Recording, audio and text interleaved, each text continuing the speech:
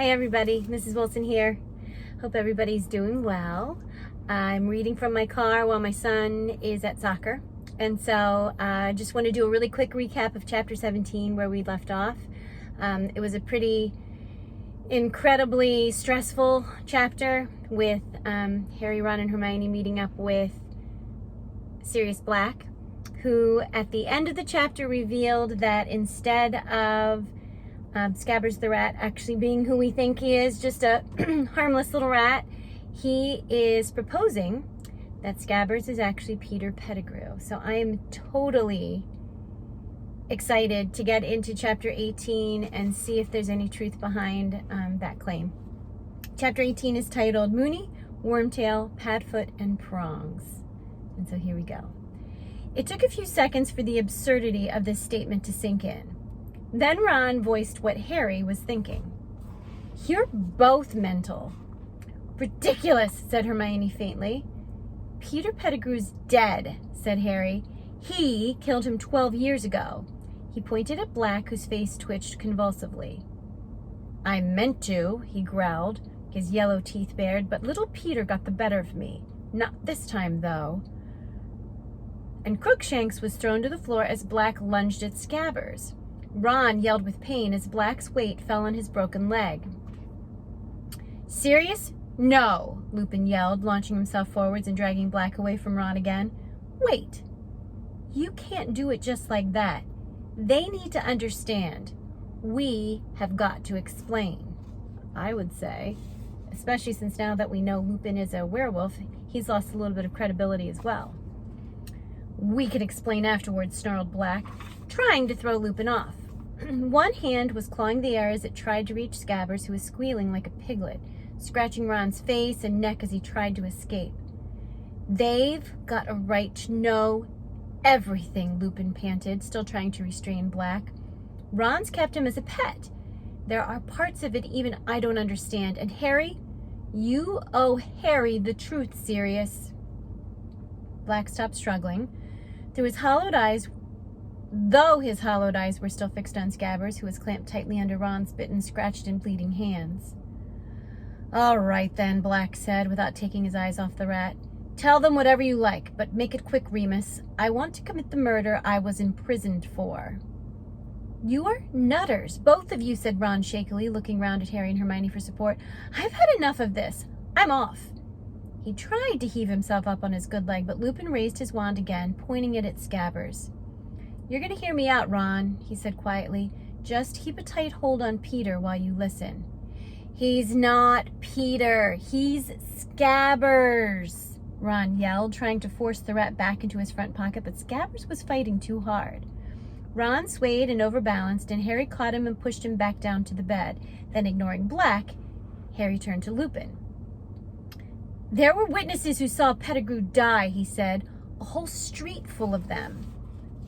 They didn't see what they thought they saw, said Black savagely, while watching Scabbers struggling in Ron's hands. Everyone thought Sirius killed Peter, said Lupin, nodding.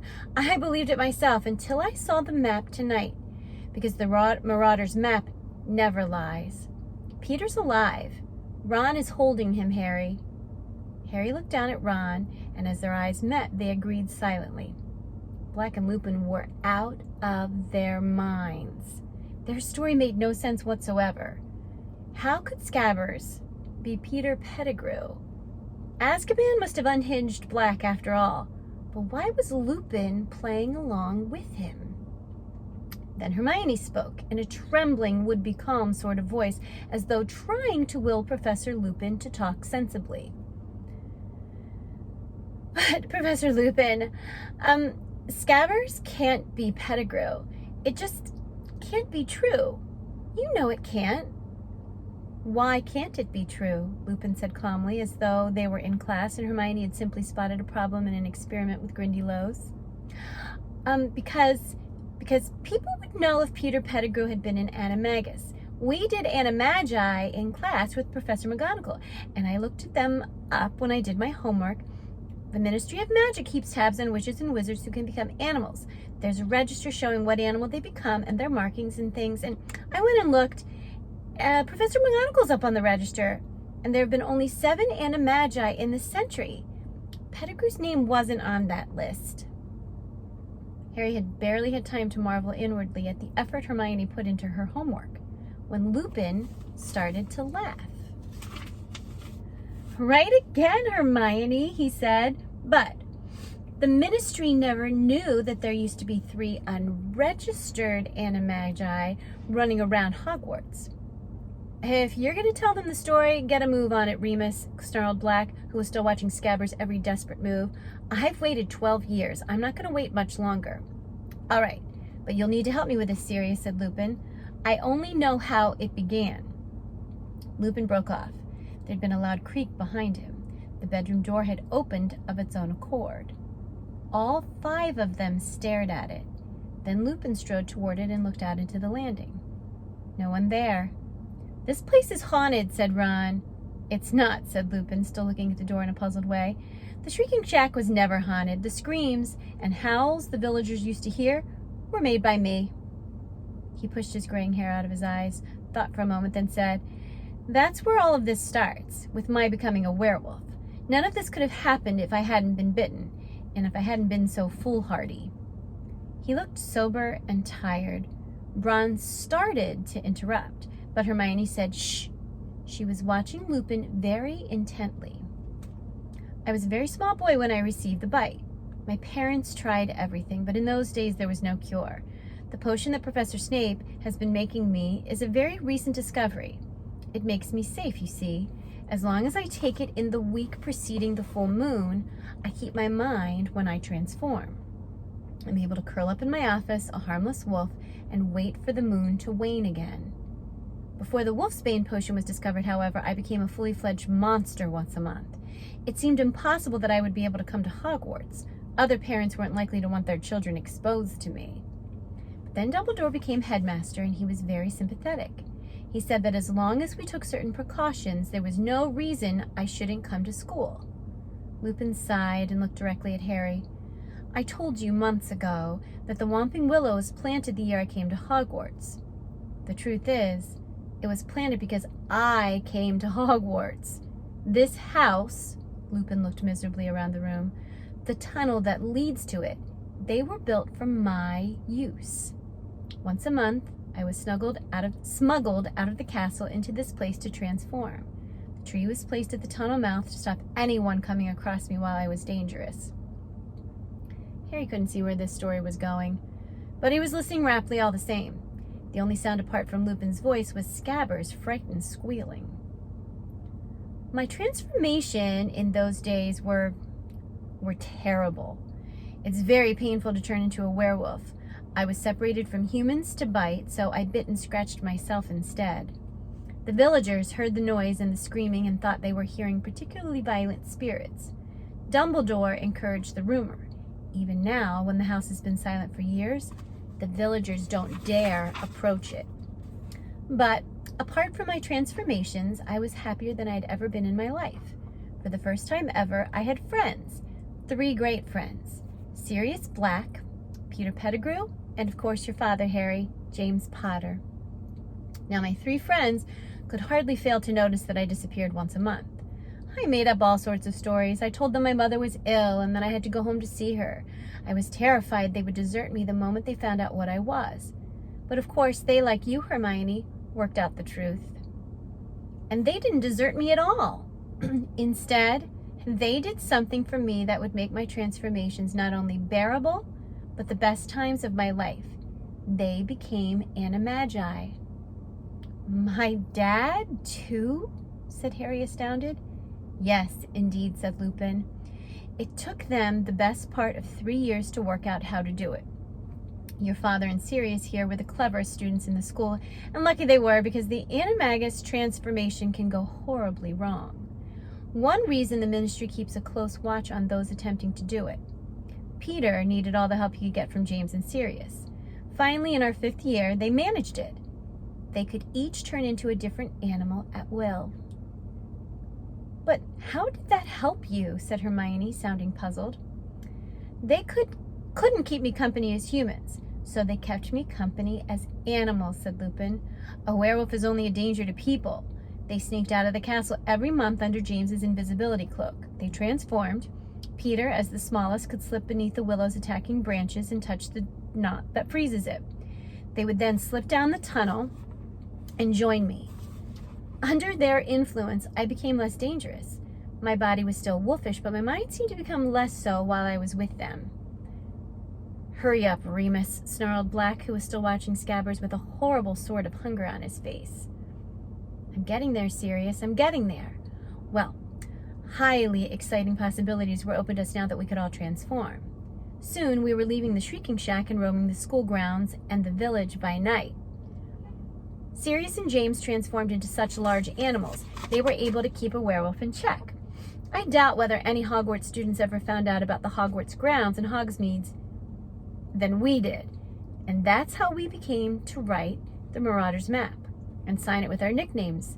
Sirius is Padfoot, Peter is Wormtail, James was Prongs. "What sort of animal?"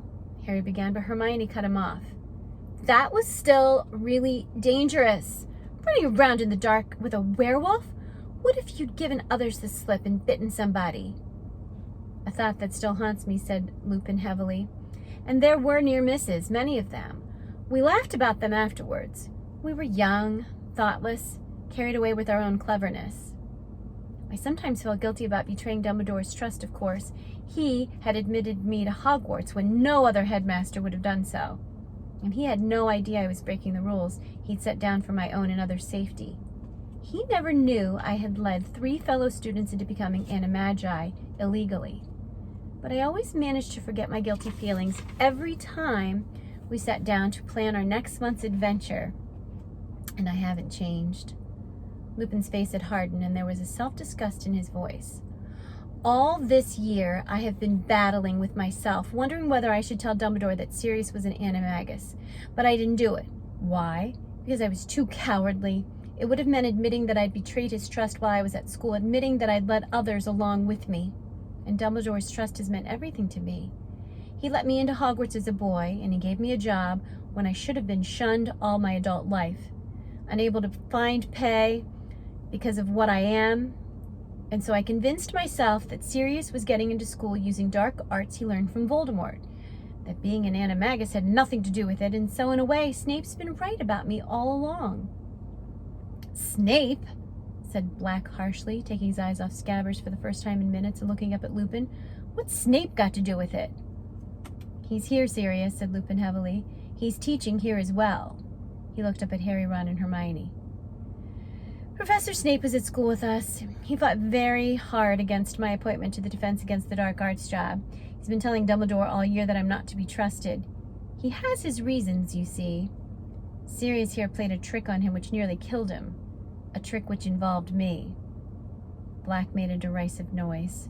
"Served him right," he sneered, "sneaking around trying to find out what we were up to, hoping he could get us expelled."